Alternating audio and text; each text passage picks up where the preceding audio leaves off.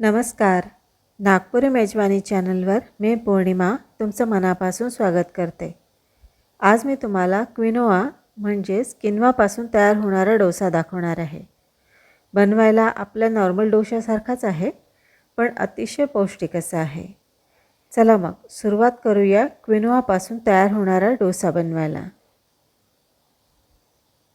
या डोशासाठी आपल्याला 1 वाटी क्विनोआ घ्यायचा आहे.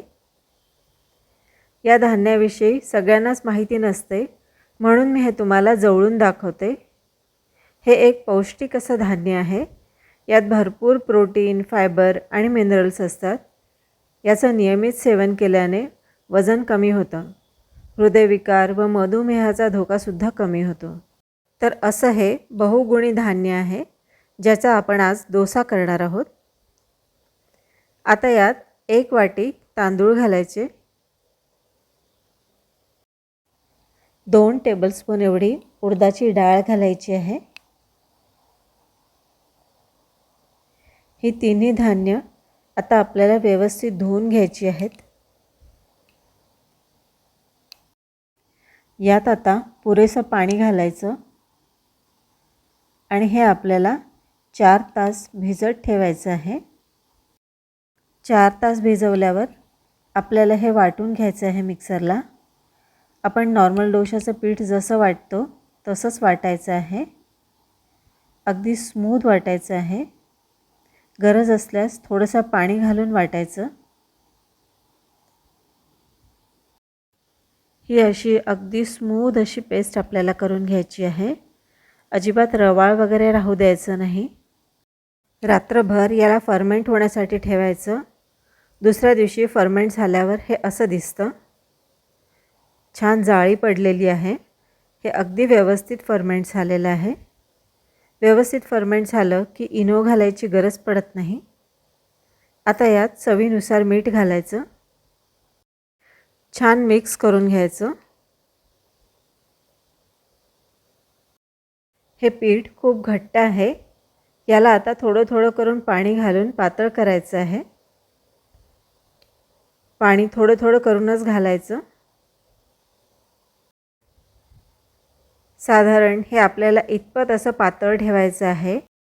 डोसा करण्यापूर्वी डोशाची चटणी आपण करून घेऊया. त्यासाठी 2 टेबलस्पून एवढ्या डाळ्या घेतलेल्या आहेत. 2 टेबलस्पून एवढं भाजलेल्या दाण्याचं कूट घालायचं.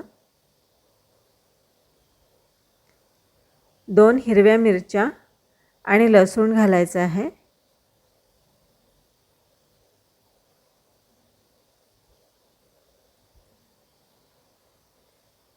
कोथिंबीर घालायची. थोडंसं जिरं घालायचं. अर्धी वाटी दही घालायचं आणि मीठ घालायचं चवीनुसार. 2 खडे बर्फाचे घालायचे. बर्फ घातल्याने चटणीचा हिरवा रंग टिकून राहतो. अशी छान स्मूथ अशी चटणी वाटून घ्यायची. आता चटणीसाठीचा तडका करून घ्यायचा आहे. त्यासाठी 2 टेबलस्पून तेल घेतलं आहे. त्यात थोडीशी मोहरी घातली आहे. 1 सुकी मिरची घालायची. थोडासा कढीपत्ता आणि थोडा हिंग घालायचा. हा तडका आता चटणीवर घालूया. चटणी आता रेडी झाली आहे. आता डोसा करूया. तव्यावर थोडं पाणी शिंपडून घ्यायचं आणि ते पुसून घ्यायचं. असं केल्याने तव्याचं टेम्परेचर थोडं कमी होतं आणि डोसा छान बनतो. असं छान हळूवारपणे हे बॅटर तव्यावर पसरवून घ्यायचं आणि छान पातळसर असा डोसा तयार करायचा. वरून असं छान तेल, तूप किंवा बटर लावायचं. मी इथे तुपाचा वापर केला आहे. तुपाचा वापर केल्यामुळे एक छान वेगळीच चव येते डोशाला. डोशाचं बॅटर पसरवत असताना सुरुवातीला गॅसची फ्लेम हाय ठेवायची आणि नंतर स्लो करायची.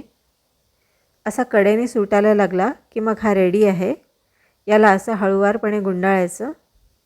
क्रिस्पी आणि हेल्दी असा क्विनोआ डोसा आता रेडी आहे खाण्यासाठी. हा तुम्ही डाळीच्या चटणीसोबत किंवा बटाट्याच्या भाजीसोबत एन्जॉय करू शकता. ही रेसिपी जर तुम्हाला आवडली असेल तर लाईक, शेअर, कॉमेंट करायला विसरू नका. चॅनलवर नवीन असाल तर सबस्क्राईब अवश्य करा. पुन्हा भेटू नवीन रेसिपीसह. तोपर्यंत गुड बाय.